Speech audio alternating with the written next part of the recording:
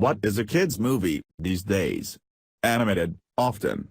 Full of PG-appropriate body humor, sometimes. Sharing a message about the goodness of family, or the warmth of belonging, or the power of individualism, usually. Wacky, inventive, a delightful romp almost always.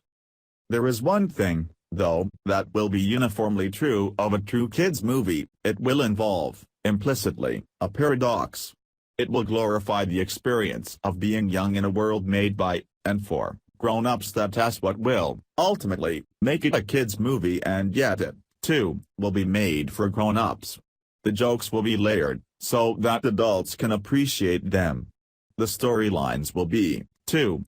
The themes will address nostalgia for childhood as much as they address childhood itself.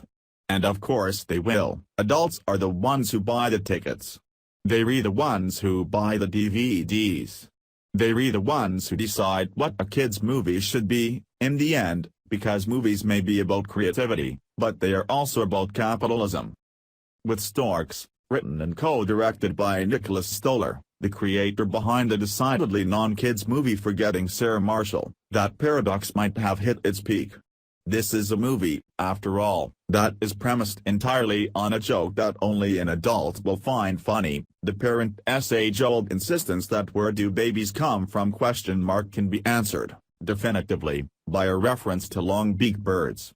Storks is also a movie, though, that fulfills its thematic obligations: the goodness of family, or the warmth of belonging, the power of individualism by way of one overriding theme. It is about all the crazy things people, adult people, will do in the name of their kids.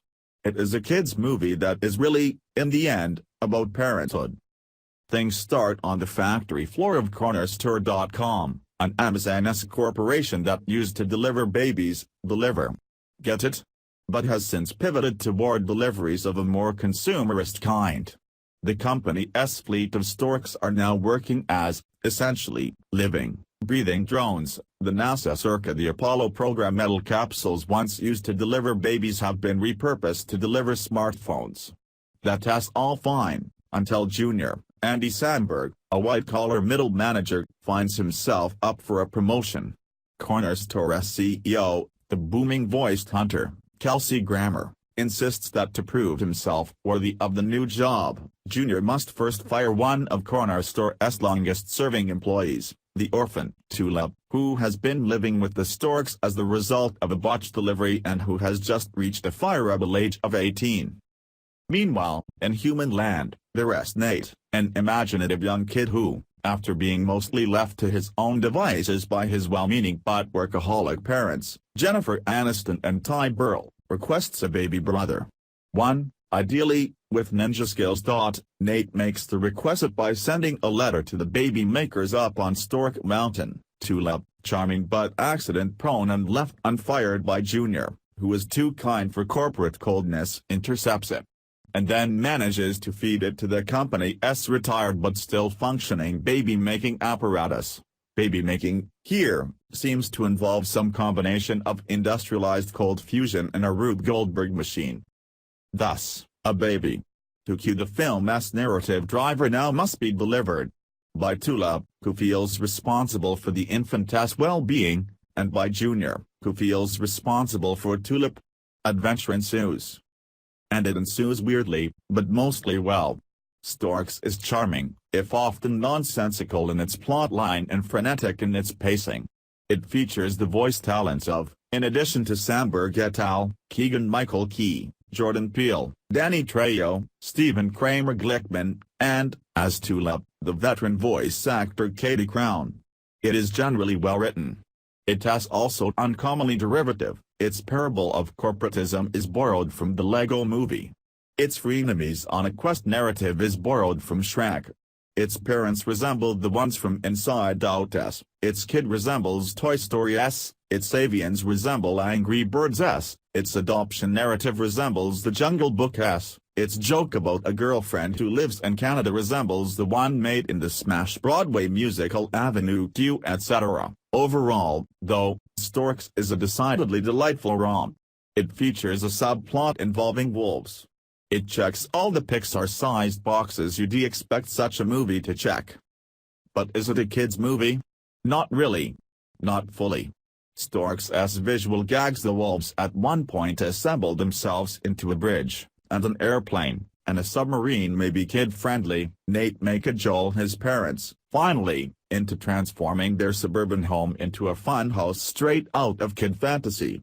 But Stork's is, ultimately, the anti-Frozen. Here, adults are the audience, rather than the add-ons. Nate, trying to guilt his harried parents into spending time with him, utters lines like, "You blink, and I'll be in college, and Dad, you'll be my idol for like 2 more years." He yells, at one point, "I am not a jerky teen yet." Fleeting moments, precious memories! There may be something for a kid in all that. These are lines, though, aimed squarely at the cats in the cradle crowd. So, too, are the movie's many jokes about the drudgery of corporate culture, and the emptiness of internet-enabled consumerism, and the challenges of work-life balance, and the weirdness of drones. And so, too, are the movie's many jokes about the trials of new parenthood. Storks features an extended riff in which Tulip and Junior, acting as the temporary parents of the baby they are determined to deliver together, bicker about who will get some sleep while the other stays up with the infant. Roughly, "No, you sleep!" But I'd feel guilty sleeping while you're staying up! No, it's okay, just get some sleep! Okay. Wait, you're going to bed? Etc. Junior, at one point, as he is trying to get the baby to shut her eyes, expresses his regret that igloo was not a thing.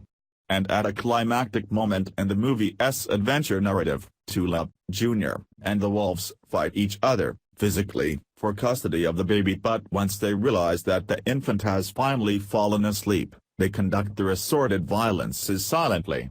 As every parent knows, whatever you do, do not wake the baby.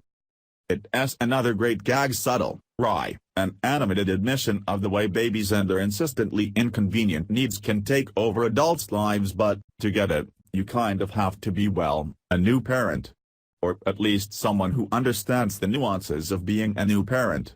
That's true, as well, for one of the subtler jokes in a movie that is, after all, about parents requesting, rather than simply making, their babies. When Tulip, Junior, and their human charge first encounter the wolves, the two alphas, charmed by the infant's coos, announce their intention to raise her as their own as, yep, a wolf. There's a canine uproar in response to this, during which one of the wolves shouts, "You keeping it?" It's a joke, if it's a joke at all, that only an adult could understand.